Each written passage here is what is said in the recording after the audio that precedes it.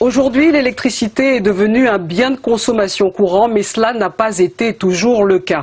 Pendant longtemps, nos anciens ont dû s'éclairer à la lampe à pétrole ou au feu de bois. C'est en 1929 que tout a véritablement commencé, comme nous le raconte Thierry Rigoureau dans ce magazine qu'il a réalisé en 1989.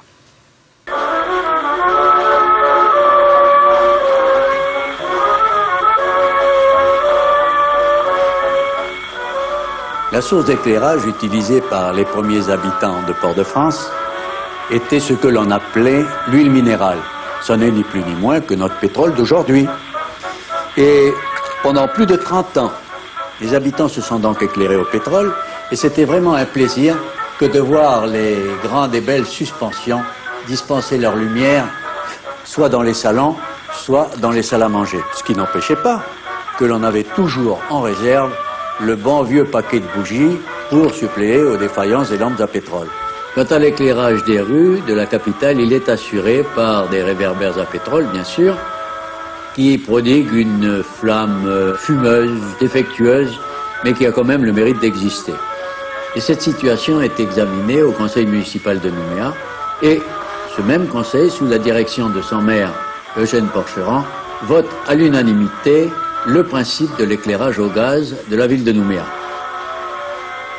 Le projet fait l'objet d'une étude. L'étude terminée, un contrat est passé avec l'entrepreneur australien M. Walker qui arrive tout de suite à Nouméa et commence la construction d'une usine à gaz au lieu dit aujourd'hui Vallon du Gaz.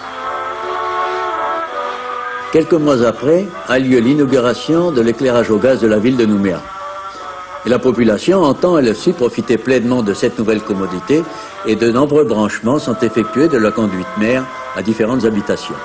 Quelques années après, un ingénieur électricien, M. Cornet, offre à la municipalité de Nouméa d'éclairer par l'électricité la ville de Nouméa.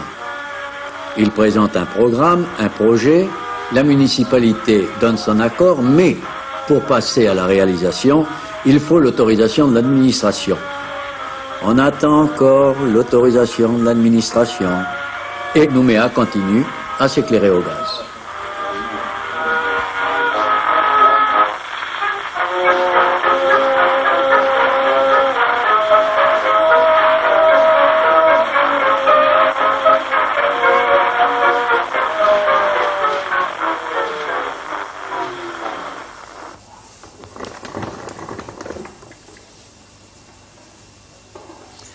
La population a augmenté, la ville s'est agrandie, les faubourgs sont construits et il est impossible d'assurer tout nouveau branchement. La municipalité de Nouméa, consciente du problème, adresse une lettre à la société Lecrone dirigée par M. Bernem pour lui demander d'assurer l'électrification de la ville de Nouméa. Première lettre sans réponse, deuxième, troisième, quatrième, 5 lettres sans réponse. 5 ans après, le territoire est saisi d'une offre conjointe de 2 sociétés d'électrification de la ville de Nouméa.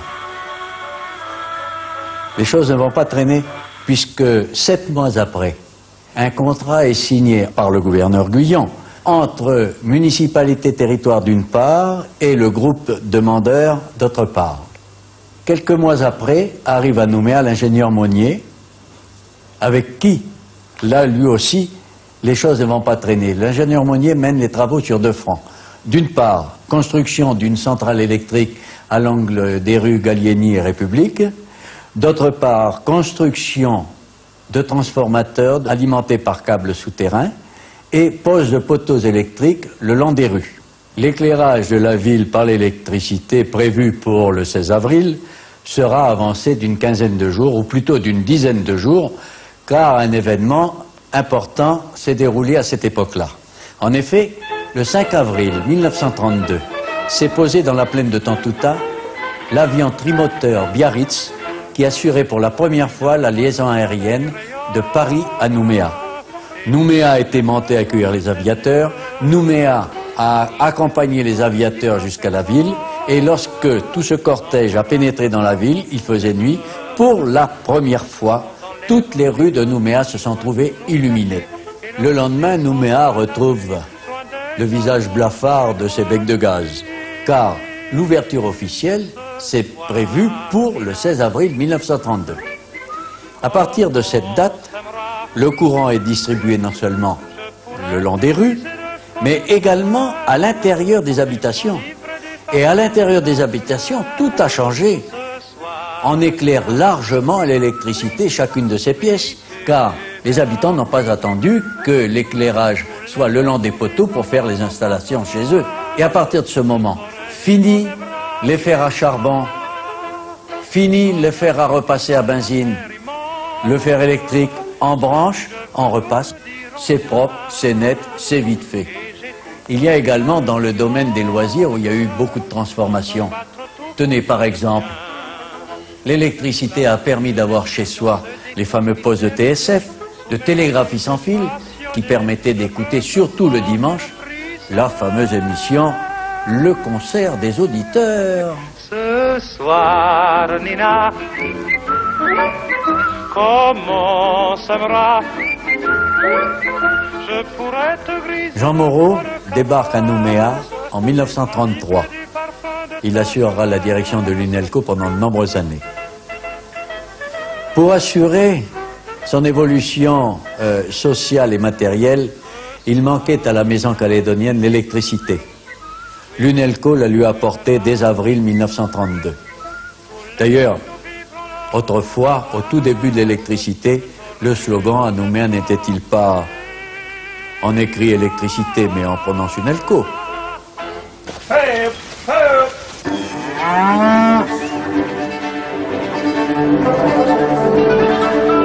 Une manière de travailler bien différente de l'époque où la mise en place de l'électricité se faisait de façon artisanale. Pour preuve, de père en fils, Jean Moreau, l'ancien président de la société, nous raconte cette période chargée de souvenirs. Grâce à son équipe, la Brousse découvre l'électrification. Dès qu'on revient en Calédonie, la première chose, c'est de se dire qu'est-ce qui se passe en Brousse. J'ai fait mon service militaire à Païta et j'avais donc de nombreux amis en Brousse. Je suis donc parti voir un peu certains endroits de ce pays. En particulier, je suis arrivé à Bourail et j'ai retrouvé un monsieur Drémont, qui est un volontaire et qui faisait marcher une centrale électrique, la centrale électrique de Bourail. Cette centrale et ce réseau en particulier avaient été construits juste après la guerre, avec la récupération des rails, comme poteau, la récupération des rails du train de Nouméa-Païta. Je crois que c'est souligné. Après la guerre, il n'y avait pas du tout de matériel et on prenait tout ce qu'on trouvait. Et les fils électriques étaient de la récupération de réseaux américains. C'était l'époque héroïque au départ, vous voyez. Par exemple, un branchement de compteur il coûtait 250 francs. Les planches à compteur étaient faites avec les planches de caisse à pétrole, oui, pour pas que ça coûte cher à l'abonné, parce que notre rôle à nous, la régie, c'était que ça soit moins cher pour avoir le plus d'abonnés le plus vite possible.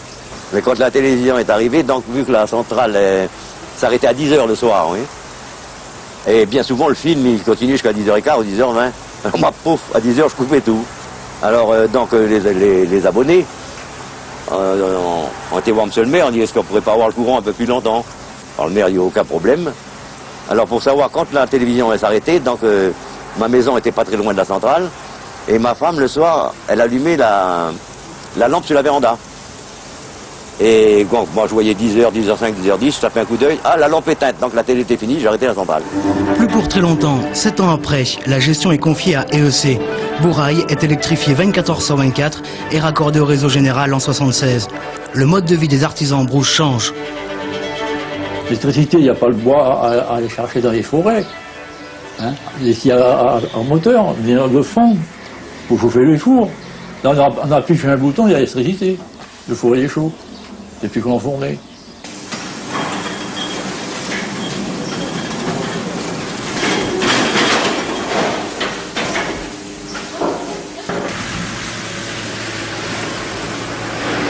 Au quotidien, sur le terrain, le témoignage d'une entreprise territoriale. Produit noble et de caractère, le marbre. Akumak, une marbrerie extrait, découpe, exporte vers Taïwan. Impossible sans l'apport de l'énergie électrique. Il faut avoir courant. L'électricité, ça c'est primordial dans tous les projets, dans tous les domaines. Soit alimenté directement par le réseau de EEC, soit par le groupe électrogène. comme Kebagi. Alors nous pensons que pour éviter l'entretien du groupe électrogène, nous avons déjà envisagé, il vaut mieux connecter directement. Calcaire à grains fins, compact et dur, les blocs de marbre, une fois extraits, sont livrés bruts aux sculpteurs. Leur utilisation, pour le bâtiment transformé en cheminée et carrelage, pour l'ameublement, ils deviendront dessus de table, socle et lavabo.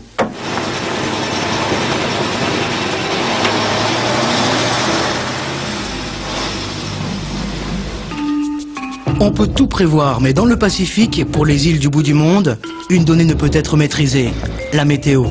Sous nos latitudes, ces caprices s'appellent cyclones.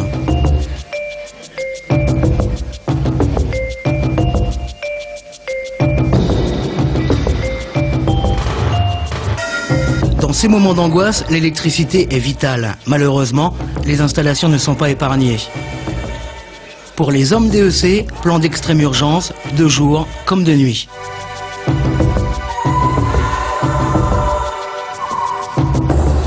Pour cet homme, une lourde responsabilité, les stocks. 300 millions CFP de matériel sont prêts, on continue, à être débloqués. 2 utilités, parade indispensable en cas de cyclone, au quotidien, la maintenance des réseaux. 7 jours sur 7, les 50 véhicules de maintenance, les 20 ingénieurs et techniciens contrôlent sur la Grande Terre et les îles, centrales et installations.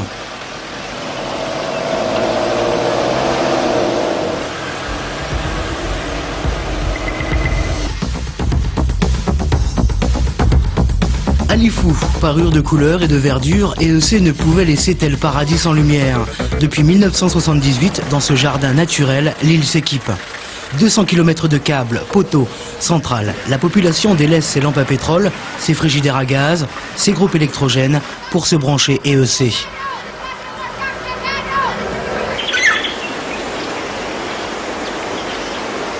Les nuits tropicales deviennent fêtes, le tourisme s'organise et les enfants découvrent, émerveillés, le monde de l'électricité. La nuit, je vais allumer la lumière et puis j'aurai pas peur.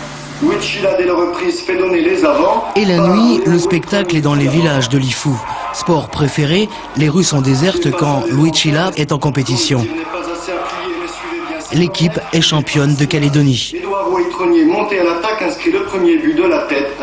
Football, cinéma, grâce à la télévision, même la célèbre roussette Batman a gagné l'île. On n'en oublie pas moins les avantages de l'électricité.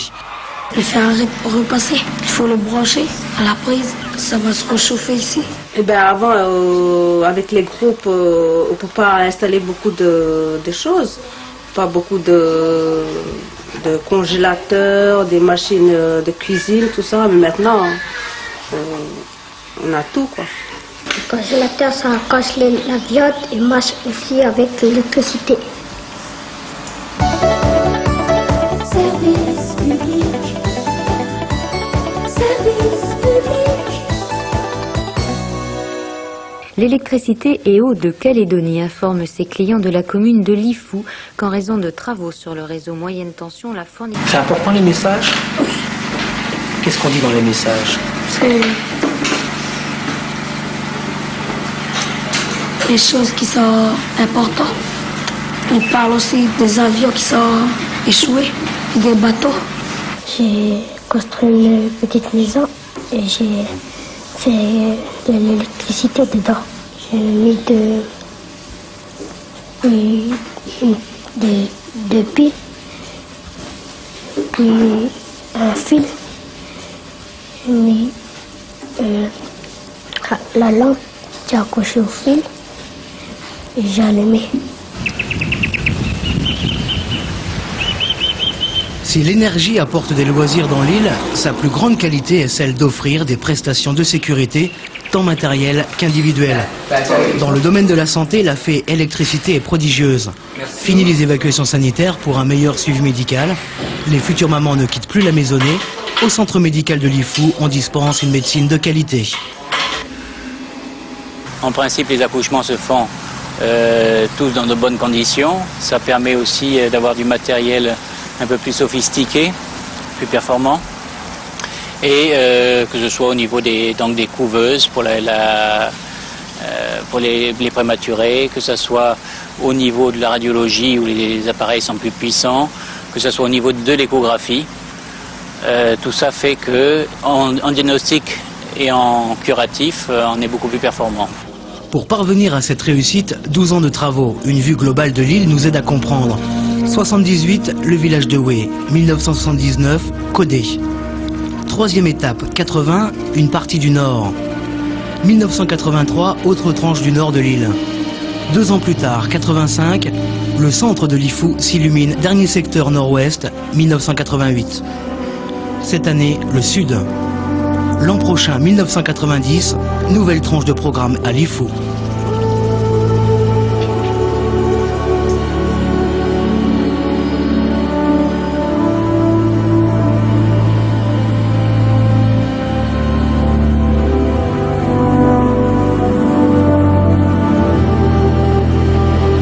De Lifou, énorme performance technique, au tout premier branchement calédonien en 1929, les progressions de consommation sont éloquentes.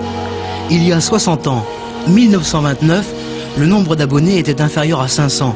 Pour vous éclairer sur l'explosion de la production, 33 millions de kilowattheures en 1969 et en 89, 200 millions de kilowattheures.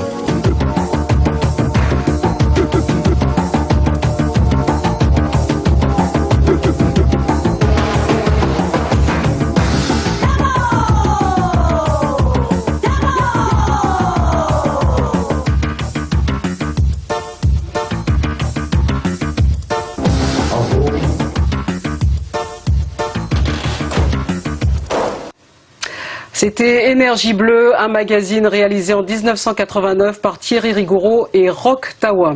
Bonjour Martin Charmasson. Bonjour Christiane. Alors vous nous avez rejoint dans ce studio pour nous donner des informations complémentaires, car ce magazine a été réalisé il y a 25 ans.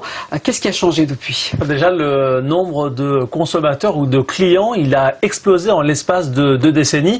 On est passé, on l'a vu dans le documentaire de Thierry Rigoureau, en 1989 de 31 500 clients à pratiquement le double aujourd'hui. On est à 62 000 clients sur le territoire, 62 000 clients d'EEC et 35 000 pour Enercal. L'autre changement, c'est le rapport à l'électricité, Christiane, dans la mesure où aujourd'hui, l'utilisateur, il peut choisir sa puissance en fonction de ses besoins. Il peut même disposer d'un compteur à prépaiement chez lui. Puis pour les professionnels d'EEC, là aussi, évolution. Aujourd'hui, les systèmes de régulation du courant, ils sont informatisés. Du coup, les interventions, elles sont plus rapides, elles sont aussi plus efficaces. C'est vraiment une autre époque.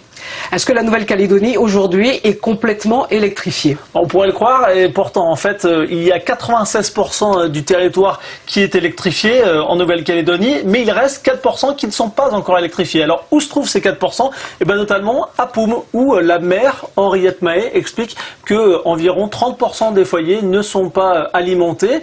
La difficulté, elle l'explique, c'est de pouvoir équiper les populations qui résident sur les îlots. Alors du coup, on s'est tourné vers le photovoltaïque. Un autre exemple qu'on va prendre, c'est celui de Yengen, où à Yengen, sur la côte est, il y a environ 35% des foyers qui ne sont pas électrifiés. Alors là, ce sont des chiffres de la DIMINC, la direction des mines et de l'énergie.